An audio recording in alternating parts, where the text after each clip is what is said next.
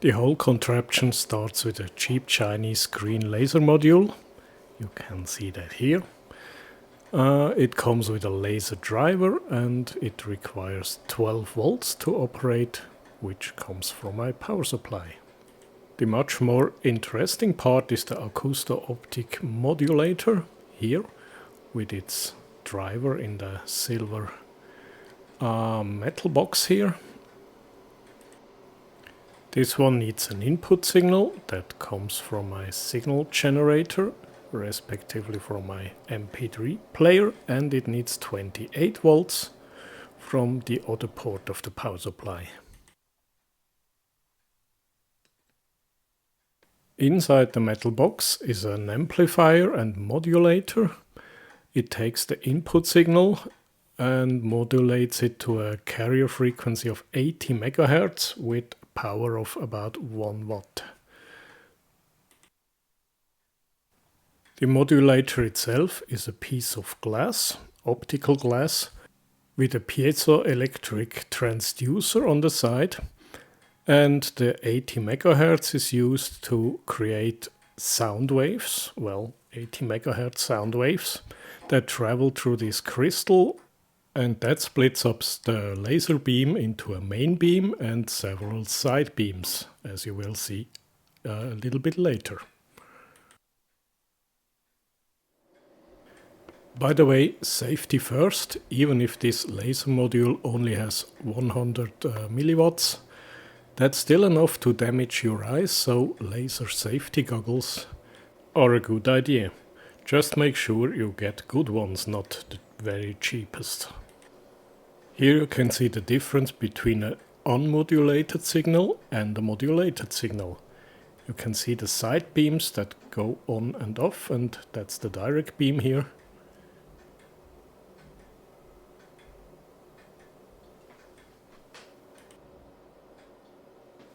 Interesting for our modulation application is the first order beam.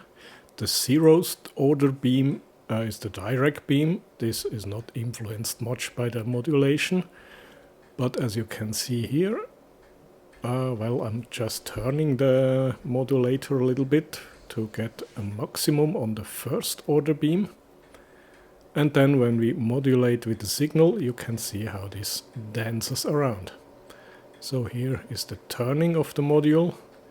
The goal is to have these first order beams as strong as possible, at least one of them.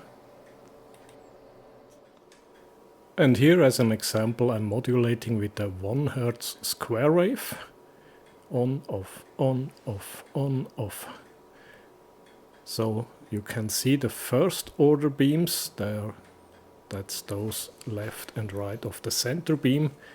They are getting brighter and darker, while the center beam doesn't do much. It stays constant, more or less. But having a laser modulated with a 1 Hz square wave is relatively boring. So I think we should try it with music. And I connect my MP3 player here.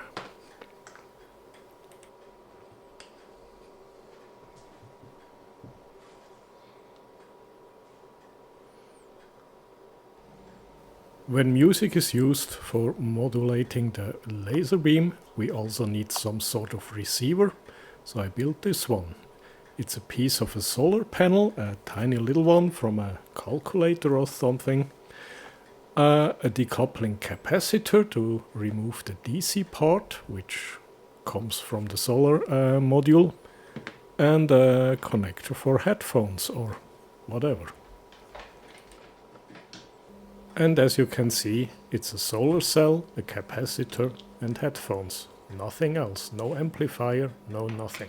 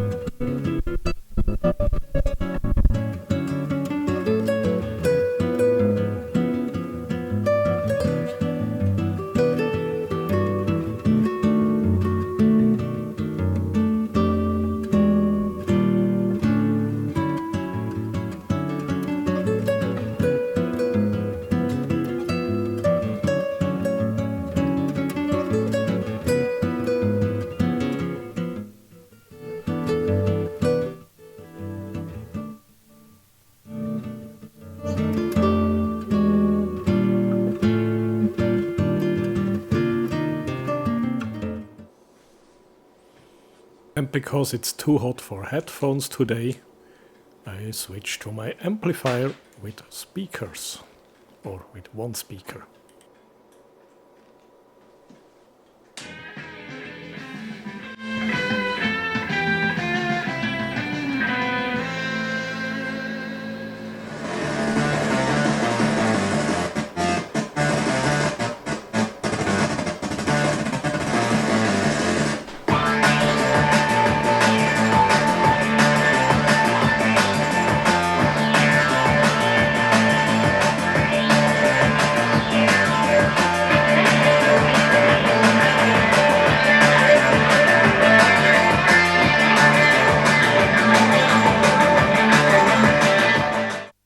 I also noticed that the setup reacts to my desk lamps, so you can hear that hum, which is pretty loud because that's cheap LED bulbs.